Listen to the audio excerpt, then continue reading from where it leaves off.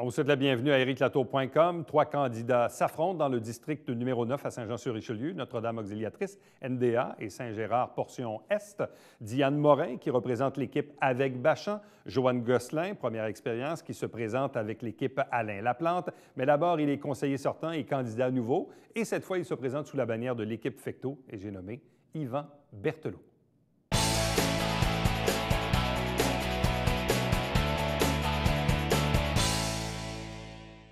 District numéro 9, Notre-Dame Auxiliatrice, NDA, la portion Est de Saint-Gérard, avec nous le conseiller sortant et candidat nouveau, et cette fois en équipe avec l'équipe Fecteau, Yvan Berthelot. Bonsoir et bienvenue. Bonsoir. On est rendu à combien d'élections? Je pense que c'est ma 6e. Là. Pourquoi continuer? Continuer parce que j'aime ce que je fais. Je suis très impliqué au niveau de la ville. Le quartier est en redéveloppement, surtout NDA. On a commencé une consultation sur l'église Saint-Gérard, puis c'est des projets que je veux mener à terme. Bon, l'église Saint-Gérard, vous en faites mention. Disons, dans la fin du dernier mandat, on en a entendu beaucoup parler. Il y a eu quelques projets d'évoquer. À un certain moment, on se demandait même si le gouvernement du Québec allait désigner ce bâtiment comme étant patrimonial. Il va se passer quoi? Parce que là, on a l'impression que le promoteur, finalement, a un peu délesté le projet. Est-ce qu'il y a encore un avenir? Est-ce qu'on peut préserver encore une portion du bâtiment de l'ancienne église? Bien, écoutez, moi, j'ai respecté mon engagement envers les citoyens. C'était de demander au ministère que le bâtiment soit classé. Oui. On a fait une résolution unanimement au conseil municipal en ce sens. Et je pense qu'en janvier, février, il va falloir remettre tout sur la table. Il faut recommencer parce qu'il n'y a pas de permis de construction, il n'y a pas de demande de changement de zonage. Alors, il faut continuer la consultation citoyenne, qui est partagée, comme vous le savez. Il y a des gens qui disent qu'il faut raser ça, cette église-là. D'autres qui disent qu'il faut la préserver. Mais il y a un prêt à payer pour la préserver et la ville ne peut pas acquérir ce bâtiment-là pour en faire un espace culturel ou quoi que ce soit. Parce que quelle est votre vision à vous? Qu'est-ce qu'on doit faire de cette ancienne église? Est-ce qu'on doit y aller vers du domiciliaire? Et si oui, est-ce qu'on peut ou est-ce qu'on doit préserver une portion de la façade de l'Église? Bien, moi, je pense qu'on doit aller vers du domiciliaire, puis on va tenter de préserver le plus possible cette Église. Mais c'est certain que si le gouvernement du Québec se rend à nos demandes de classer le monument, ça peut être admissible à 70 de subvention. En ce moment-là, on parle d'autre chose. Donc, ça change la donne. Là. Ça change la donne, tout à fait. Donc, on est en attente de ça. On va faire des pressions au cours de la prochaine année pour que le gouvernement accepte notre demande de classement. Bon. Autre dossier, puis on l'a vu évidemment au cours des 10 dernières années, c'est tout le développement, ce qu'on appelle le pourtour du carré Seigneur. Il y avait les fameux terrains de M. Sanson là, qui n'étaient pas encore développés à l'arrière. Est-ce que ça va finir par se faire un jour, là, toute la portion en arrière du groupe Maurice et du carré Seigneur?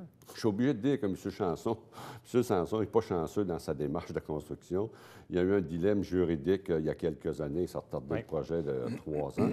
Puis là, il semble qu'il y en a un autre parce qu'il y a un protocole d'entente qui prévoit que le groupe Maurice doit être d'accord avec l'architecture, sa construction, tout ça. Donc, le groupe Maurice, présentement, ce que j'ai su, il est en désaccord. Donc, ils sont en discussion. Ils vont certainement arriver à une entente.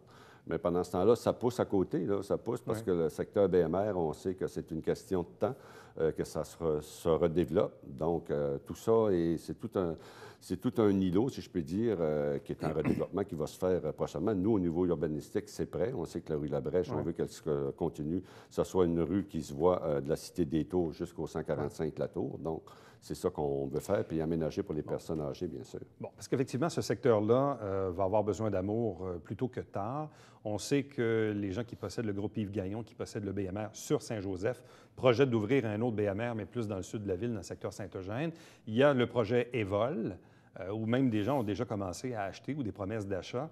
On parle d'un bâtiment de quand même de 4 ou 5 étages de mémoire sur Saint-Joseph, sur le site même de BMR. Oui, tout à fait.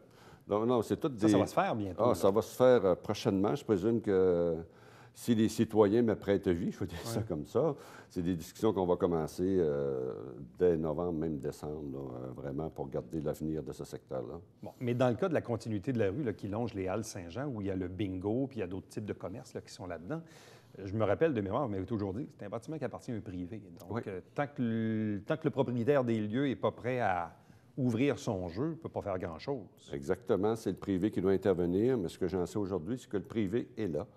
Le privé est en transaction là-dessus.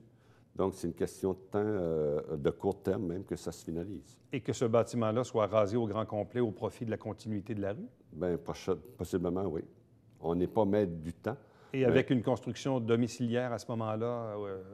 Tout à fait. C'est ce qui est prévu. Bon. Il y a aussi ce qu'on appelle l'édifice grenier. à Oui. côté des Halles, mais sur Saint-Joseph, un peu plus haut.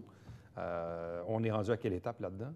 Là, on est en train de montrer le deuxième 6 logements, je pense. Donc, le stationnement souterrain a été fait. Donc, je sais qu'ils ont eu un problème. Il y a eu une incendie assez importante. Donc, ils devaient analyser toute l'infrastructure pour savoir s'ils peuvent monter ce qui était prévu par-dessus un deuxième étage. Mais c'est clair que l'édifice grenier va être conservé. Ça, c'est clair. C'était vraiment une condition essentielle pour monter ce projet-là. Mais c'est un projet que les gens du quartier demandent également. Les gens, moi, j'ai vu dans Saint-Gérard et dans NDA, j'ai vu 30 des résidences qui ont été vendues à une autre génération. Et ces gens-là ne veulent pas nécessairement aller en résidence, donc ils veulent aller dans 3,5, 4,5 avec les services d'ascenseur, stationnement souterrain. Et c'est ce que leur livre vraiment l'usine Grenier. Bon, si on revient dans la portion est de Saint-Gérard, la fameuse usine de M Ressources, près de Normandie et Saint-Michel. Est-ce que c'est un problème qui est réglé, qui est en voie de se régler? Est-ce que les citoyens reçoivent encore certains résidus sur leur pelouse ou si c'est vraiment chose du passé? Je suis obligé de dire que c'est pas chose du passé. Il y a encore des problèmes de résidus. La compagnie a investi énormément d'argent. Vous vous rappelez, on a formé un comité de citoyens. On travaille avec le comité de citoyens, avec les propriétaires de l'usine, mais malheureusement, ils ont acheté on a un dépoussiéreur qui est un investissement énorme, près d'1 million de dollars. Ça ne livre pas tout à fait la marchandise, donc il y a encore des problématiques, mais c'est en train de se régler. Ce que je peux dire, c'est que les propriétaires ont une belle volonté, ils sont positifs, puis ils essayent de régler, mais il y a encore une problématique. Bon. Croyez-vous que pour les citoyens qui habitent la portion est de Saint-Gérard, disons à partir de la passerelle, de Normandie, jusqu'à Séminaire, est-ce que pour vous, le projet d'avoir un mur anti-bruit le long de l'autoroute 35, le long de la rue Neuve-France, est-ce que c'est encore dans les cartons? Moi, j'ai toujours relié le mur anti-bruit au prolongement de l'autoroute 35. Et c'est comme ça que je vois ça. Quand l'autoroute 35 va se prolonger, qu'on va avoir vraiment un corridor qui va partir de Montréal, qui va s'en à Boston, je pense que le ministère des Transports va devoir faire une intervention importante pour un mur anti-bruit. Puis pas seulement là, à plusieurs endroits. Bon. Dernière question, parce que vous présidez le comité des finances depuis plusieurs années. Dans le prochain 4 ans, sur le plan fiscal, le plan financier, parce que les gens vont se dire, ouais, ça va me coûter combien de taxes dans les prochaines années? Quelle est votre vision par rapport aux finances de la grande ville de Saint-Jean-sur-Richelieu? Vous savez, j'ai mis en place il y a plusieurs années un cadre financier que je tiens comme la prunelle de mes yeux, que le Conseil suit avec sagesse. Alors, tant que ce cadre financier-là est suivi, le montant, l'augmentation des taxes va se coller aux environs de l'inflation. Donc, c'est comme ça que je vois l'avenir au niveau de la taxation. Mais j'aimerais parler aussi d'un projet important dans NDA, je pense. Je demande aux citoyens de regarder la possibilité de mettre une passerelle permanente sur la bande du canal à hauteur de la rue Notre-Dame. C'est extrêmement important. La fréquentation de la bande du canal a quadruplé depuis les dernières années. C'est le parc le plus fréquenté en ville. Il faut donc y donner un accès 12 mois par année. Bon, et comment on peut faire ça? Parce qu'il y a quand même une hauteur, je présume, à respecter par rapport aux bateaux qui passent en dessous, là, dans le canal. Présentement, l'approche que j'ai, c'est de voir si on ne peut pas récupérer des morceaux du Pont-Gouin. Je l'ai déjà exprimé en public il y a quelques mois déjà. Si on peut récupérer des morceaux du Pont-Gouin, ça serait un signal, ça serait un rappel important au niveau du patrimoine. Alors, on va confier un mandat à des firmes d'ingénieurs de regarder ça. Puis comment sera fait, mais c'est sûr, on va garder l'ingénierie et tout, mais il faut que ce soit assez haut. Il faut s'enligner à peu près sur le pont Marchand. En termes d'auteur. Comme hauteur. Quand même. Oui, quand même. Tout à fait. Yvan Berthelot, merci beaucoup. Merci. Bonne chance. Restez avec nous, puisqu'au retour, on reçoit l'une des adversaires de M. Berthelot dans ce même district, Mme Joanne Gosselin.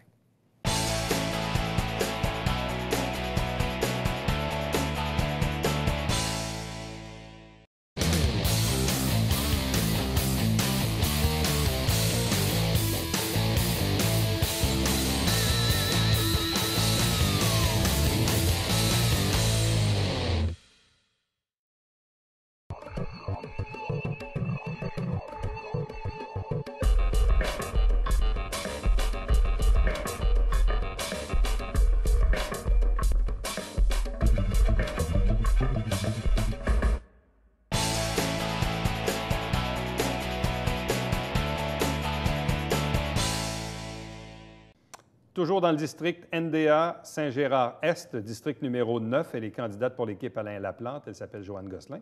Bonsoir et bienvenue. Bonsoir. D'où vient ce désir de faire de la politique municipale? Ah, oui, je savais que tu allais me le demander. Bien, en fait, c'est parce que, justement, avec mon expérience d'attaché politique auprès du fédéral et du provincial, j'ai comme réalisé que Premièrement, j'aime beaucoup travailler avec les gens, puis régler les dossiers directement avec les gens, ce qui fait qu'au municipal, c'est ça qui se passe. Ton conseiller, il est au bout de ton téléphone. Si tu as besoin de lui parler, tu peux l'appeler. Et moi, ça, j'aime ça. Puis c'est la proximité de la politique municipale que j'aime. Bon. Quelle est la connaissance du district Notre-Dame-Auxiliatrice, la portion est de Saint-Gérard? Quelle est la connaissance du quartier, la connaissance des enjeux? Bien, en fait, il y a plusieurs enjeux dans le quartier. C'est évident que moi, j'avais une bonne notion des enjeux. Bon, je voyais la réfection des routes, c'est hyper important. Au niveau d'NDA, il y a beaucoup de routes qui sont abîmées parce que le non-passage des camions n'est pas respecté. Et les gens parlent beaucoup en porte-à-porte aussi de la vitesse, là, sur la rue Saint-Michel, par exemple, la rue Saint-Denis aussi, où les gens passent très, très vite pour attraper la lumière sur Séminaire, pour traverser de l'autre côté ou tout simplement se rendre à un magasin, parce qu'il y a quand même plusieurs épiceries et plusieurs commerces dans le coin. Bon. Qu'est-ce qu'on fait avec l'église Saint-Gérard? Il y a eu un premier projet, un deuxième projet, une demande de classement auprès du ministère de la Culture à Québec. En même temps, on sait que visiblement, il n'y aura plus d'activité ecclésiastique à cet endroit-là, mais une fois qu'on le sait, on fait quoi? Le bâtiment, ultimement, va vieillir, va se délabrer. Est-ce qu'on est capable de faire du domiciliaire, de préserver la devanture, d'en faire un centre de quelque chose? Bref, quelle est votre vision de l'avenir du site de l'ancienne église Saint-Gérard-Magella? Mais pour moi, c'est important le patrimoine, hein, la culture, le patrimoine religieux aussi. Cette église-là a gagné, l'architecte qui a conçu cette église-là a gagné un prix. Je crois que c'est important de préserver l'essence de cet édifice-là. C'est sûr qu'il y a plein de possibilités. Il y aurait la possibilité de faire un terrain intérieur de pétanque. Il y a bien des gens qui aimeraient ça, avoir un terrain intérieur de pétanque. C'est sûr qu'il faut bien étudier toutes les options. Mais c'est important de garder l'essence de l'Église puis de l'architecture de cette Église-là qui est importante. Moi, je crois qu'il faut préserver le patrimoine religieux et se dépêcher à le faire avant que ça se détériore, justement. Êtes-vous ouverte à l'idée, dans la mesure où on préserve quand même la coquille, l'extérieur de l'Église, êtes-vous ouverte à du développement domiciliaire ou si pour vous, c'est pas dans les cartons? Moi, je suis ouverte à du développement domiciliaire. Il y a des belles choses qui se sont faites dans d'autres quartiers aussi, en partant d'une église, mais qu'on garde l'essence, qu'on garde la coquille, effectivement, et qu'on puisse aussi mettre une plaque pour signifier, bon, l'architecte, les prix et tout ça, et que les gens puissent connaître c'était quoi avant, puis à quoi ça sert, parce que dans 20 ans, il va y avoir de moins en moins d'ecclésiastiques, donc on va, pour les générations futures, de connaître leur histoire, c'est important. Bon, restons dans Saint-Gérard. Il y avait une problématique il y a quelques années qui tend à vouloir se régler, mais elle n'est pas réglée complètement. L'usine d'EM Ressources sur Saint-Michel, le coin Normandie, où il y a encore des citoyens qui ont des débris sur les pelouses. Selon vous, qu'est-ce qu'on peut ou qu'est-ce qu'on doit faire pour enrayer le problème? Bien, écoutez, j'ai rencontré les citoyens concernés par ce secteur-là. Il y a non seulement de la vitre, mais il y a aussi de la poussière de vitre qui se retrouve partout. J'ai fait quelques appels pour vérifier auprès de Santé Canada à savoir si ça pouvait être dangereux pour la santé parce qu'on respire une poussière. On ne m'a pas certifié que ça ne l'était pas du tout, mais on ne m'a pas dit non plus que c'était dangereux. Cependant, c'est sûr que s'il y avait une volonté plus grande de la part de la personne qui est responsable du propriétaire de 2M Ressources, ce serait plus facile de travailler. Je sais que la Ville a fait, il y a des terrains qui ont été dézonés exprès pour ça et tout ça. En fait, moi, je le relocaliserais. Là. Je vais jusque-là. Je sais que c'est des frais, mais le relocaliser dans un endroit qui n'est pas résidentiel pour éviter justement, il n'y a pas juste des débris, il y a les odeurs. On m'a amené, je suis allée marcher, ça sent le plastique brûlé, ça pue ce qui reste dans les bouteilles. C'est pas agréable pour les gens. Bon, restons dans Saint-Gérard, mais à l'autre extrémité, de Normandie jusqu'à Séminaire, doit-on, oui ou non, installer un jour un mur anti-bruit le long de la rue Neuve-France? Moi, je crois que oui. Pourquoi? Parce que quand on y va, quand on s'y promène, quand on fait du porte-à-porte, on l'entend. C'est sérieusement bruyant. Puis l'été, les gens n'osent pas sortir. Certains n'ouvrent même pas leurs fenêtres. Ils se sentent comme enfermés chez eux. Et ce n'est pas de leur faute à eux s'il y a tant de bruit. Donc, je crois que oui, on doit le faire, mais on ne doit pas nécessairement leur refiler la facture en entier. Bon, revenons dans le quartier NDA, Saint-Joseph. l'actuel site de BMR, mais qui probablement un jour va déménager ce magasin dans la portion sud de Saint-Eugène. Il y a déjà le projet Évol, un bâtiment de 4-5 étages avec du résidentiel, mais aussi la Ville souhaite depuis très, très, très longtemps un jour que le bâtiment dans lequel il y a le bingo, que ça soit évidemment exproprié, démoli, puis qu'on puisse continuer la rue là, de Saint-Joseph jusqu'à Saint-Louis. Mais pour vous, qu'est-ce qu'on y fait? On y fait du commercial, on y fait du résidentiel? Est-ce que vous êtes en accord à voir un bâtiment de 5 étages à l'arrière du 201 Saint-Louis? Moi, je rencontre les gens. Je fais de la politique avec et pour les gens, puis je pense que la qualité de vie est importante. Puis les gens sont attachés à leur quartier et aussi à l'allure du quartier. Arriver avec un 5 étages à côté du résidentiel, ça change la donne pour eux, puis ça change aussi le paysage. Ouais. Donc, je trouve que ce serait important de conserver certaines choses. Je ne peux pas affirmer à 100 % que non, il ne faut absolument rien faire, mais en même temps, il faut savoir bien développer sans... puis consulter les gens avant de développer, puis voir avec eux comment on pourrait développer mieux. Ouais.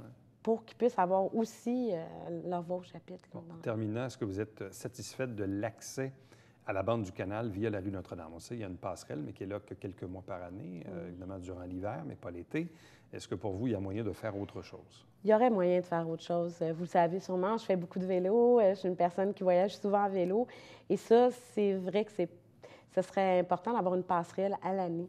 Mais en fait, toute la période estivale, parce que là, on l'a très peu de temps, puis quand on veut, quand on n'a pas à aller jusqu'à la rue Saint-Paul pour pouvoir revenir sur l'autre piste cyclable sur la route sur Champlain, ça serait vraiment agréable de pouvoir l'avoir, effectivement. Joanne Gosselin, merci beaucoup. Ça fait plaisir. Bonne chance. Merci. Et reste avec nous. Au retour, on reçoit la candidate Diane Morin.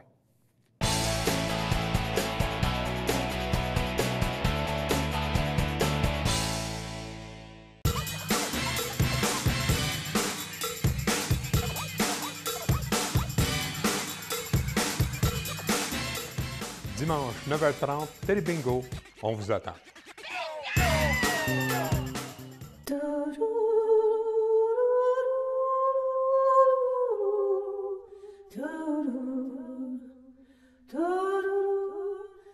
Coulisses Bêta, jeudi, 19h.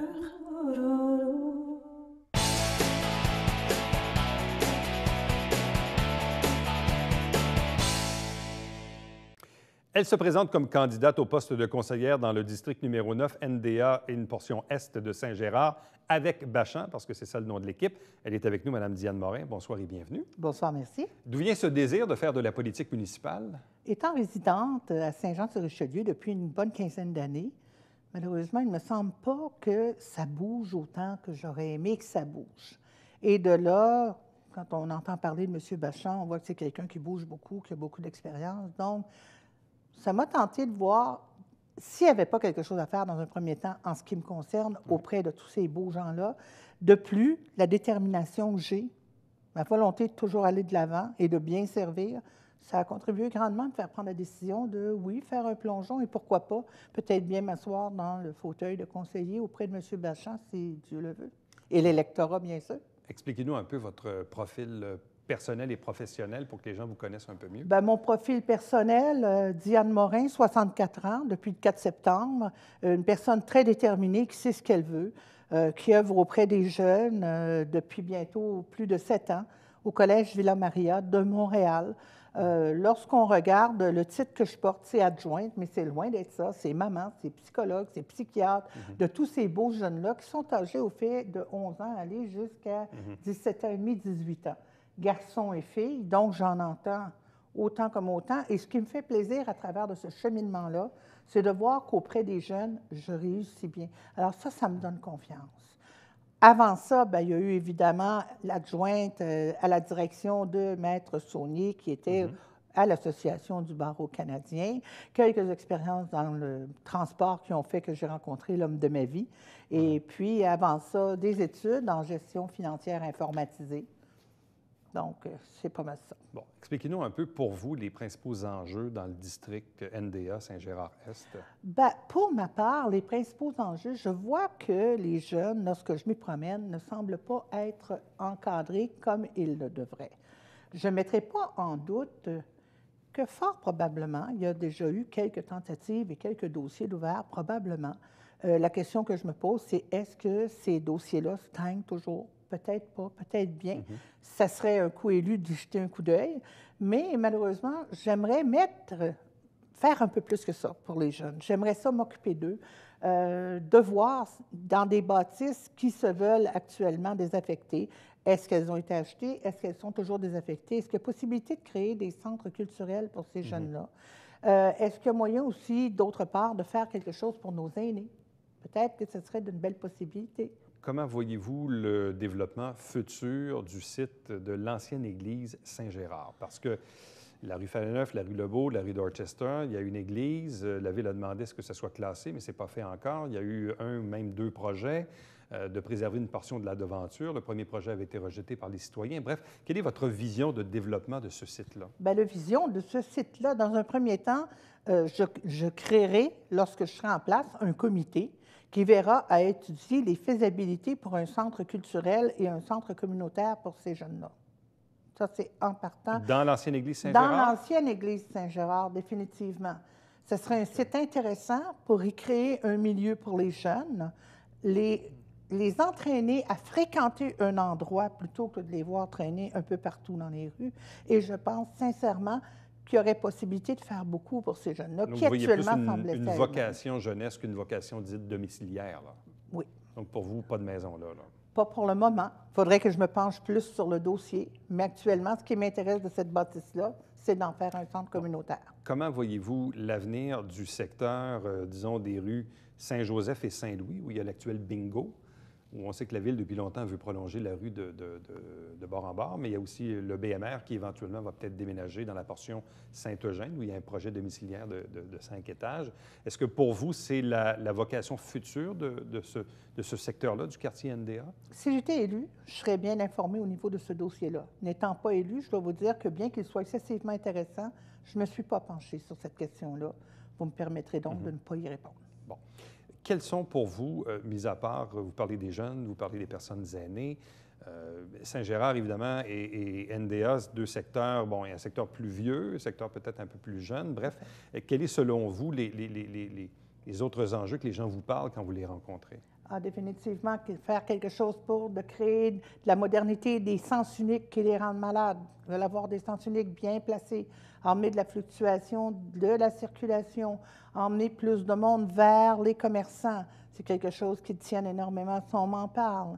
On me parle toujours aussi des jeunes qui traînent dans les rues. C'est la raison pour laquelle je semble vouloir inciter énormément auprès de vous, pour vous dire, moi, mon point premier, véritablement, c'est les jeunes.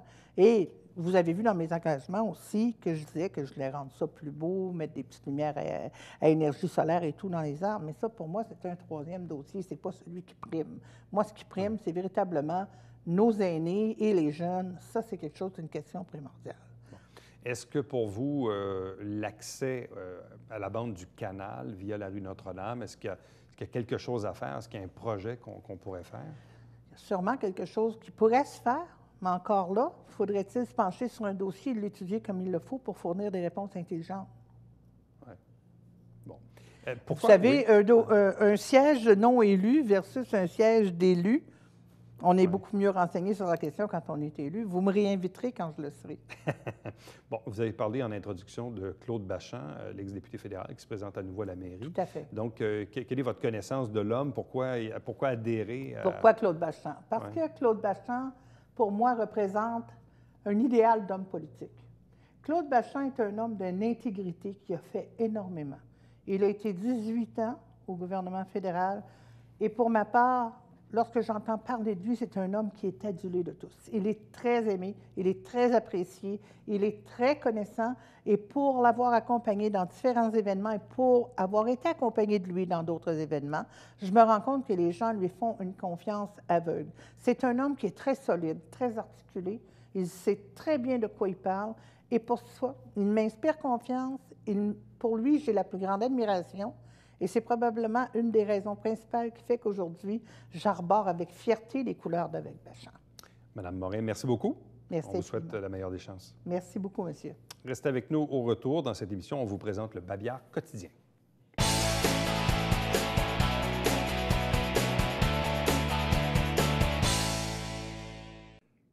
Monvotemaville.ca, c'est l'adresse Internet pour vous renseigner sur l'élection municipale qui est en cours en ce moment à Saint-Jean-sur-Richelieu, dimanche le 5 novembre. Donc, les lieux de votation, le vote par anticipation, le nom des candidats. Bref, c'est le moment de participer à cette démocratie municipale. Et normalement, nous, à chaque semaine, on vous présente des extraits des travaux du Conseil, mais le Conseil actuellement est en vacances d'élection.